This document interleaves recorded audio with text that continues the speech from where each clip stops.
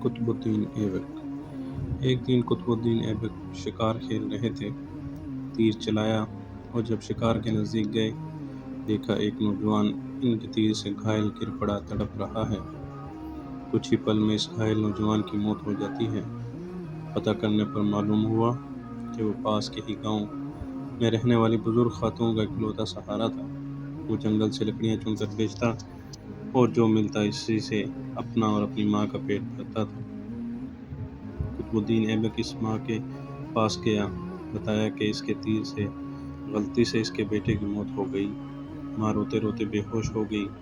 پھر قطب الدین نے خود کو قاضی کے حوالے کیا اور اپنا جرم بتاتے ہوئے اپنے خلاف مقدمہ چلانے کی آزادی دی۔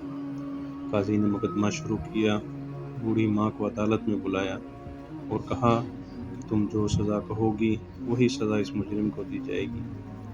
بوڑھی عورت نے کہا کہ ایسا بادشاہ پھر کہاں ملے گا جو اپنی ہی سلطنت میں اپنے ہی خلاف مقدمہ چلائے، اس غلطی کے لیے جو اس نے جان بوجھ کر نہیں کی۔ آج سے قطب الدین ہی میرا بیٹا ہے اور میں اسے معاف کرتی ہوں۔ قاضی نے قطب الدین کو بری کیا اور کہا، اے قطب الدین، اگر تم نے عدالت میں ذرا بھی اپنی بادشاہت دکھائی ہوتی تو میں خود ہی سخت سزا دیتا۔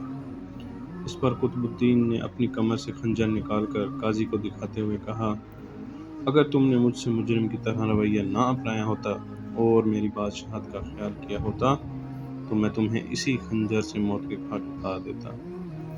یہ ہے اصل حکمرانی، بادشاہت و انصاف، اور یہی ہے اسلامی تعلیمات۔